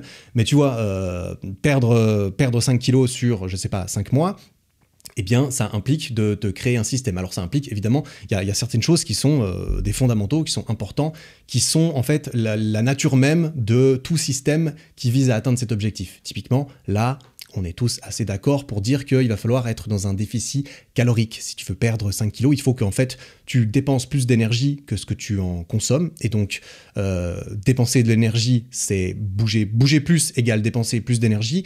Manger plus égale consommer plus d'énergie. Donc, il y a un équilibre à trouver entre bouger plus et manger moins. C'est classique. Et tu vas pouvoir faire un calcul entre guillemets de déficit calorique que tu vas viser.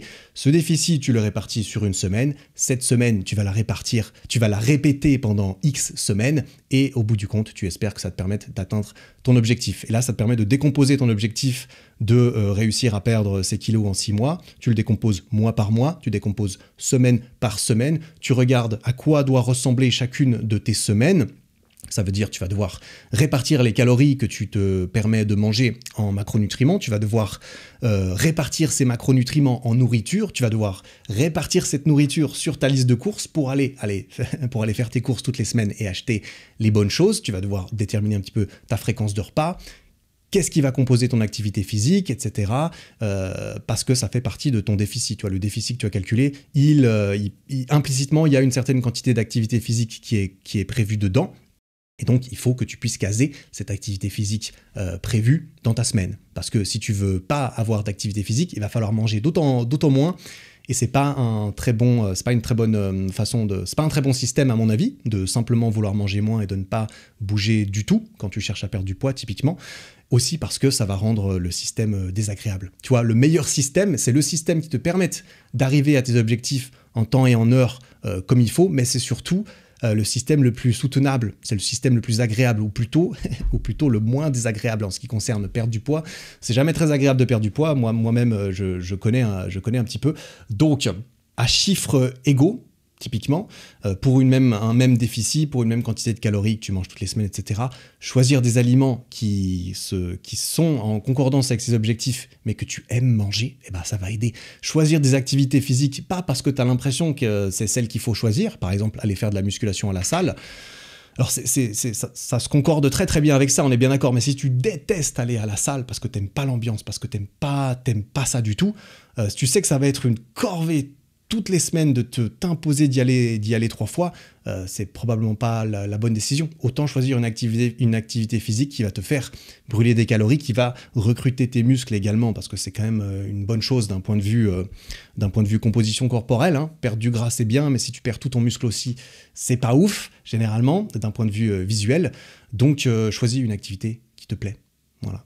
Écoute, on va pas s'attarder beaucoup plus que ça là-dessus, parce que c'est pas un épisode sur la perte de poids, mais c'est pour démontrer à quel point c'est cool de se fixer un objectif, mais j'ai envie de dire l'objectif, tu te le fixes en une demi-heure, tu te fixes ta liste d'objectifs pour toute l'année, tu vois, tranquille.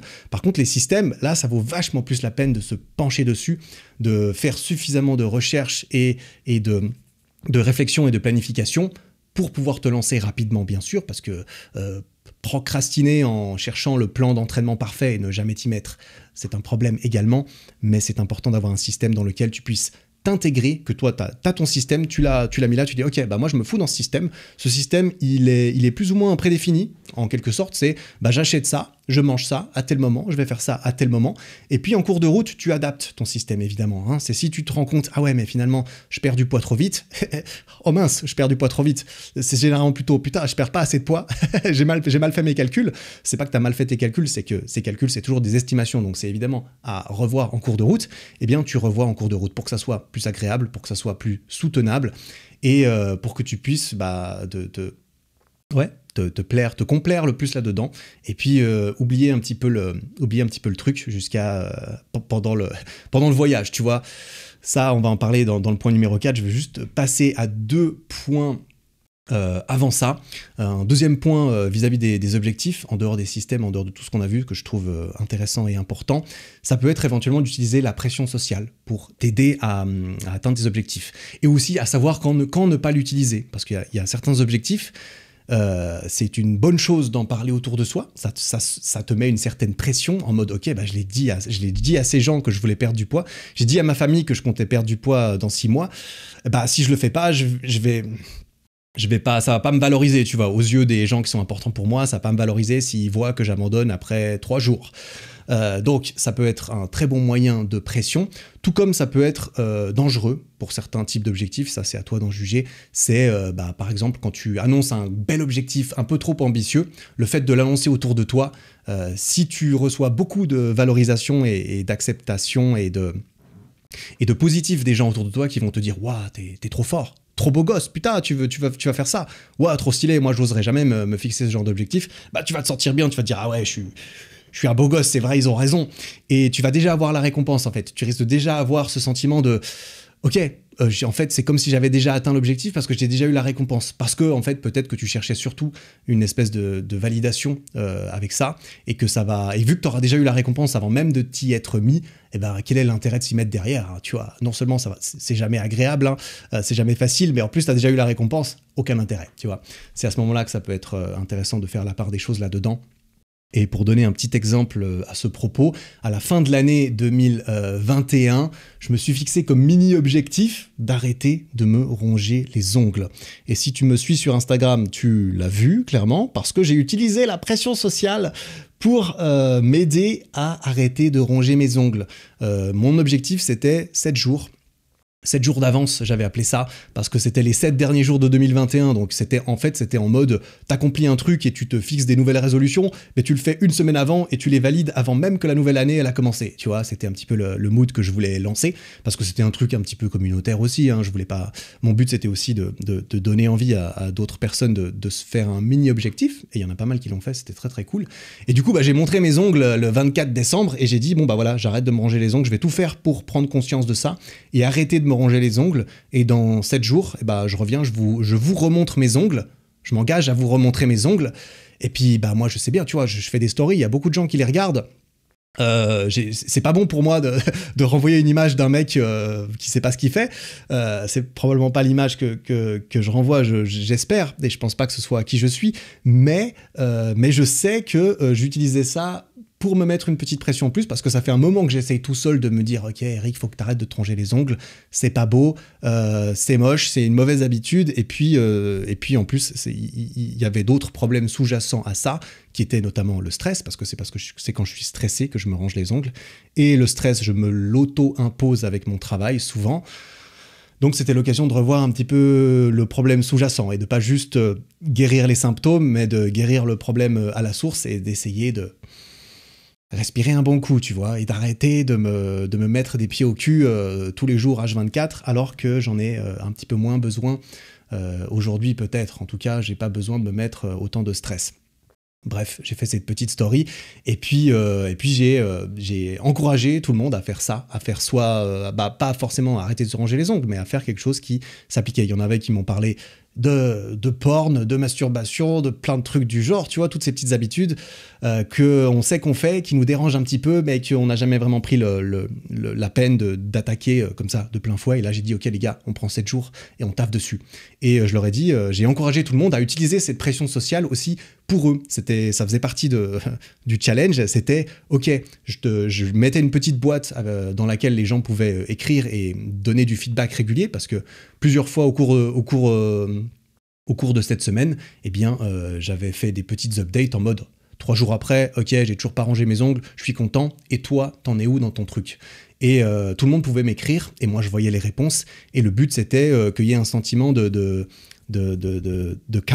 comment on dit, accountability, d'être un petit peu responsable, de responsabilité en fait. Je voulais mettre un petit peu la pression aux gens, s'ils étaient d'accord de se l'imposer, en mode, ok, j'écris à Eric où j'en suis, j'ai pas envie que Eric il ait l'impression que j'ai abandonné tout de suite, tu vois. Et ça, voilà, c'est si ça marche, évidemment, mais c'était pour, à mon échelle, essayer de faire en sorte de pouvoir aider aussi tous les gens qui voulaient bien se lancer là-dedans. Et j'ai aussi encouragé tout le monde, s'ils veulent, hein, à faire une story sur leur propre compte Instagram pour dire à tous leurs potes, bah les gars, je vais essayer d'arrêter de me ronger les ongles pendant 7 jours. Et c'était assez sympathique. Et d'ailleurs, on en vient au 3e petit point, du coup, pour s'aider avec les objectifs. Donc, il y a eu cette histoire de pression sociale qui est intéressante. Et il y a aussi un point qui est important et que j'ai déjà mentionné plusieurs fois, mais je vais le répéter parce que ça me semble très utile, c'est d'écrire. Écrire ses objectifs. Tu vois, écrire ses objectifs et les signer. Tu écris ton objectif. Mon objectif, c'est je veux être cette personne, je veux faire ci à ce moment-là, je veux le faire comme ça. Tu peux aussi décrire ton système. Tu le signes et tu le ranges quelque part. Tu sais que ça existe, tu sais que tu as écrit ça. Tu t'es engagé envers toi-même, tu as écrit un truc, tu l'as signé. C'est pas juste des pensées vite fait dans ta tête, c'est sur papier, c'est là, tu sais que ça existe. Tu peux te le mettre aussi en évidence quelque part, hein, si t'es ce genre de mec. Moi j'ai déjà fait ça, je trouve ça assez sympathique, d'écrire ça sur une feuille et de mettre ta feuille par exemple dans ta chambre et de voir ça tous les matins quand tu te réveilles. Ça peut être un rappel assez puissant, mais ça a été étudié, éprouvé que écrire ses objectifs, 2 personnes, 2 groupes, j'avais lu une étude, j'ai plus le détail, je vais pas pouvoir te donner la source là comme ça, mais ça se trouve assez facilement je pense, des études qui prenaient juste 2 groupes de personnes. Il y a un groupe de personnes, tu leur demandais de se fixer des objectifs, et il y a l'autre groupe de personnes, tu leur demandais de se fixer des objectifs, et puis de les poser par écrit sur papier, et ensuite tu regardais les groupes 6 mois après, et puis le groupe qui avait écrit ses objectifs, il y avait un taux de succès et de complétion d'objectifs de genre plus 40%, un truc du genre, mais statistiquement, significativement, nettement supérieur. Le groupe qui avait écrit ces objectifs, il avait outperformé de ouf le groupe qui ne les a pas écrits, alors que c'est deux groupes qui ont été sélectionnés de la même façon, de façon complètement aléatoire et non biaisée. On essaye en tout cas dans ce genre d'études, clairement. Et ça, ça démontre aussi la puissance de l'écriture de ces objectifs. Et ça, pour en revenir à mon petit challenge sur les ongles, c'est aussi un truc que j'avais essayé de mettre en place pour tout le monde. C'est que le jour où j'ai lancé le challenge, ou c'était même la veille, j'ai publié sur mon compte Instagram un post sur lequel je me suis mis en scène sur une photo où je me rangeais les ongles, tu vois, et où j'écrivais dans la description, eh bien, je m'engage à tout faire pour arrêter de me ronger les ongles du 24 au 30 décembre. Et ensuite, j'encourageais tout le monde à faire de même, c'est-à-dire écrit en commentaire, et j'avais même formulé le truc en mode écrit en commentaire, je m'engage à faire X ou Y, enfin, fais comme moi, écris-le en commentaire, engage-toi par écrit. Et tu le signes en fait par ton pseudo, parce que tu l'as écrit avec ton compte. Donc il y a le nom de ton compte et en dessous, il y a ce que tu as écrit. Et bah c'est un engagement, tu l'as écrit, tu l'as signé, tu vois. Et c'était pour qu'on puisse tous mettre nos chances de notre côté. C'était pour que tout ça, on puisse utiliser cette chose qui est prouvée, que si tu écris tes objectifs et tu t'engages, eh bien tu as plus de chances d'y arriver. Et donc là, c'était pour booster un petit peu l'ensemble du game.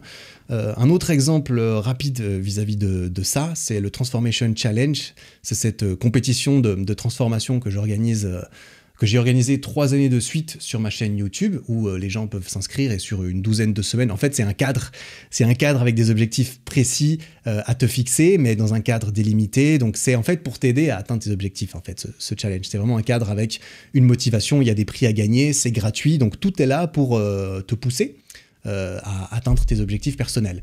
Et je me souviens très bien que lors de la première édition de ce challenge, parce qu'en fait, il y a un formulaire à remplir pour t'inscrire, bien sûr, le formulaire, il est assez conséquent, et ce formulaire représente un genre d'engagement. Ça veut dire que tu dois faire certains efforts pour t'inscrire, il ne suffit pas de claquer des doigts, parce que claquer des doigts, il n'y a pas assez d'investissement pour que tu y accordes de la valeur, typiquement. Ou peut-être pas assez.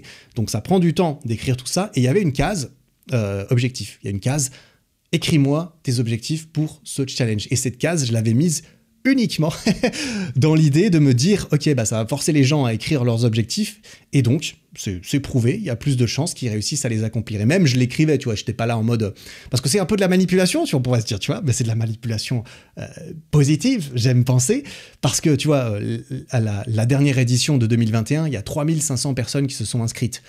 Je vais pas te mentir, je n'ai absolument pas lu les objectifs des 3500 personnes qui se sont inscrits. Tu vois, cette case, elle est là pour ceux qui s'inscrivent, elle n'est pas là pour moi. Ces objectifs me concernent même pas spécialement. C'est vraiment pour que toi, quand tu écris tes objectifs, eh bien, tu t'engages envers toi-même et que tu les structures aussi et tu les positionnes de façon... Tu les poses par écrit de façon structurée, ça te permet de mieux te représenter quels sont vraiment mes objectifs, et s'ils sont smart ou hard, tu vois, c'est très important. Mais c'était pour ça que je l'ai mis là, c'était pas pour moi, c'était pour essayer de favoriser à nouveau le fait qu'on puisse tous y arriver. Bref, d'ailleurs j'en avais parlé plus en détail de ça également dans l'épisode numéro 22 sur les méthodes de passer à l'action. J'avais donné des exemples encore de ça, parce que c'est un moyen en fait de s'auto-aider à passer à l'action. C'est par exemple de s'engager en écrivant les choses. Et ouais, il y a beaucoup d'épisodes qui sont référés dans celui-ci, je me rends compte. C'est bien, ils sont tous liés les uns les autres, ces épisodes. C'est parfait, ça veut dire qu'ils sont tous pertinents, tu vois. Ils sont liés, ils se soutiennent les uns les autres dans mes objectifs professionnels, etc. Ah, je suis content, ça veut dire que j'ai bien posé mes objectifs, c'est génial. Bref, on en arrive au 4e et dernier point de cet épisode qui, comme d'habitude, est long. Voilà, bon, écoute... Ça sera fait comme ça, j'aurais fait mon épisode sur les objectifs, j'aurais qu'à renvoyer vers celui-ci une bonne fois pour toutes, j'ai envie de dire. Le 4e point auquel j'ai pensé, voilà, en me demandant qu'est-ce qui serait intéressant d'ajouter en plus sur tous ces trucs smart et tout ça, c'est que c'est bien, c'est très très bien d'avoir un objectif, c'est très très très très bien de réfléchir à un système un système avec une réflexion, une stratégie, mettre en place tout cela, c'est très important. Par contre, une fois que tu as réussi à faire tout ça, une fois que l'objectif est fixé, une fois que tu as créé ton système, une fois que tu as réussi à te lancer dans le système, que tu es en cours de route, que tu as commencé le voyage, eh bien, il faut réussir autant que possible. Et ça, c'est pas évident, j'en suis très conscient moi-même parce que je l'ai bien expérimenté. Il faut réussir autant que possible à entrer en pilotage automatique. Tu vois, au bout d'un moment, c'est vraiment de vivre au jour le jour dans ton système, d'effectuer les tâches quotidiennes qui font partie de ton système pour atteindre tes objectifs qui sont importantes. Ce n'est pas de continuer à regarder la destination, à t'obséder et à continuer de garder ça en tête H24, tu vois. Moi, c'est exactement ce qui s'est passé pour moi les premières fois où, pour reprendre toujours le même exemple qui est facile, où j'ai voulu faire une sèche, j'ai voulu perdre du poids, j'ai voulu, les premières fois, hein, parce que j'ai fait ça beaucoup de fois, où j'ai voulu voir mes abdos, etc. J'ai mis en place mon système, je me suis fixé mes objectifs, tout allait bien, tout était cool, sauf qu'au jour le jour, j'étais obsédé par ça. Au jour le jour, j'arrêtais pas de me dire c'est trop bien, je me réjouis, qu'est-ce que je peux faire de plus ? Ben en fait, rien. Et le fait d'y penser tout le temps, d'y penser H24, d'autant plus quand c'est un système relativement désagréable, qui est de perdre du poids, y penser constamment, c'est se mettre des bâtons dans les roues. Réussir à l'oublier, et réussir à l'oublier, c'est aussi réussir à se concentrer sur autre chose, tu vois, parce que si tu n'as rien avec lequel t'occuper, typiquement, être ennuyé, t'ennuyer 2 heures par jour, c'est une très mauvaise chose pour perdre du poids. Parce que généralement, quand tu te fais chier, enfin moi je sais que je m'emmerde, j'ai envie de manger, tu vois, juste pour m'occuper. Et c'est très classique, c'est très courant. Mais si tu restes occupé tu restes occupé mentalement et physiquement par autre chose, si tu as d'autres choses dans ta vie que cet objectif, peu importe à quel point il est important pour toi, à partir du moment où tu es dans le système et que tu as ton système de feedback et de mesure et que tu sais, tu as la preuve au quotidien ou toutes les semaines que tu avances dans la bonne direction, il faut réussir à l'oublier. Il faut faire en sorte de l'oublier et c'est bien de trouver d'autres choses. C'est bien d'avoir des beaux objectifs, d'être obsédé par ces objectifs, c'est génial. Mais en fait, c'est génial jusqu'à un certain point. Tu vois, au bout d'un moment, l'obsession, dans ce cas de figure, je suis pas pro-obsession parce que j'ai testé, j'ai goûté, ça m'a pas aidé. Ça m'a aidé pour d'autres trucs, pas nécessairement pour ça. Et donc, pour réussir à se retirer émotionnellement et mentalement de quelque chose, la meilleure chose à faire, c'est d'en créer des routines, c'est d'en créer des habitudes. Une habitude, par définition, c'est une routine, c'est une succession d'habitudes. Et une habitude, normalement, c'est quelque chose d'assez automatique, d'assez... pas nécessairement inconscient, ça peut être inconscient, ça peut être conscient, mais c'est quelque chose qui te demande très peu de discipline, très peu de motivation même, parce que c'est juste quelque chose que tu fais, tu vois. C'est une habitude que d'aller... que de te brosser les dents tous les soirs, par exemple. T'as pas besoin d'y penser, c'est pas un effort de te dire « Oh là là, fais chier, il faut que j'aille me brosser les dents avant d'aller dormir. Oh purée, c'est difficile de m'y mettre. » Non, tu vois, c'est ainsi intégré, c'est un automatisme, et ça, c'est quelque chose d'extrêmement intéressant. Et pour cela, je ne peux, d'ailleurs pour conclure un tout petit peu cet épisode, parce que quand même il faut arriver au bout à un moment donné, je ne peux vraiment que recommander ce livre que je montre à l'écran, mais que je vais mentionner aussi, qui s'appelle Atomic Habits. C'est un livre extrêmement populaire, il y a de bonnes chances que tu en aies déjà entendu parler. Je le recommande à tout bout de champ, à qui, notamment, tu vois, je parlais un petit peu de se fixer des objectifs, c'est stylé pour quelqu'un qui débute, entre guillemets, quelqu'un qui n'a pas, à qui on n'a pas rabâché beaucoup de trucs de développement personnel pendant très longtemps. Ce livre, il est parfait pour tout le monde, notamment pour comprendre un petit peu mieux comment te créer un système efficace. Parce qu'un système efficace, si tu arrives à avoir beaucoup d'habitudes automatiques positives dedans, si tu arrives à mettre en place plein de tout petits changements, ils vont se cumuler au fur et à mesure du temps et c'est ça qui va pouvoir te créer les plus gros résultats, mais sur la durée. Et c'est ce qu'il dit dans ce livre, parce que ce livre, il est sorti, enfin moi je l'ai lu à sa sortie, tout début 2018, je l'ai lu. Et je suis en train de le relire maintenant, parce que ce livre, il est génial, il est super motivant en fait, je trouve ça trop bien, moi j'adore, c'est très concret, applicable, c'est bien écrit, voilà, il y a un gros succès, il a eu ce livre et il est mérité, je trouve. C'est en fait, on en revient un petit peu aux objectifs axés résultats et aux objectifs axés process. C'est bien d'avoir une fondation d'objectifs axés process. C'est ceux-là les plus importants, en fait, je pense, en tant que premiers objectifs à réussir à intégrer. C'est ceux qui vont être intégrés de façon durable et qui vont soutenir tout le reste. Avoir une bonne hygiène de vie, bien dormir, te sentir bien dans ta tête, dans ton corps, bien manger, tout ça. C'est peut-être un objectif plus intéressant que tout de suite te dire « Bon, en fait, je veux juste perdre 10 kilos. » Je vais pas remettre en question comment est-ce que j'en suis arrivé à vouloir perdre du poids. Je vais juste essayer de perdre ça le plus rapidement possible. Et puis ensuite on verra. Mais tu vois, si tu guéris pas le problème à sa source, entre guillemets, eh bien, ça peut être difficile, ça peut faire des effets yo-yo, et c'est pas ce qu'on veut. Et même si ça vend moins du rêve de te dire je vais m'améliorer de 1% tous les jours, parce que 1% tous les jours, ça veut dire que tu vas t'entraîner, tu te regardes dans le miroir, il n'y a rien qu'à changer. Eh bah ouais, fais chier. Tu vas apprendre le chinois un petit peu le soir, tu vas arrêter d'apprendre le chinois, tu vas te dire « Ah mais en fait, je comprends toujours rien. » Mais si tu fais ça suffisamment souvent, tu vois, c'est ce qu'il dit au début du livre, parce que je viens de le recommencer, c'est assez intéressant comme idée, c'est que si tu t'améliores de 1% tous les jours, bah tous les jours tu verras rien, mais au bout d'une année, eh ben, tu seras 37 fois plus avancé qu'au début. Si tu prends 1% de plus tous les jours, l'effet cumulé, comme les intérêts de l'argent que tu mettrais sur un compte bancaire, eh bien tu vas te retrouver avec 37 fois plus que ce que tu avais au départ. Et c'est monstrueux. Alors 1%, c'est pas facile justement.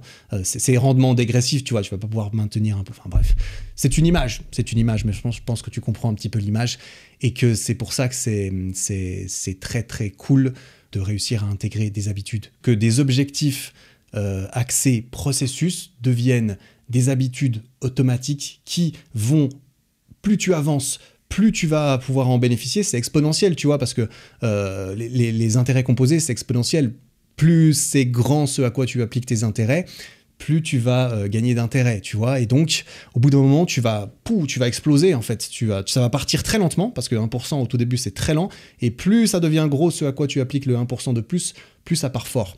Et une fois que tu as une bonne base de trucs qui sont partis fort, eh ben, tous tes objectifs axés résultats vont également être plus faciles, plus accessibles. Probablement. Bref, ça fait un petit moment que je parle. Je vais m'arrêter là, je pense, pour cet épisode. Il est déjà suffisamment long. J'espère qu'il était compréhensible et intéressant.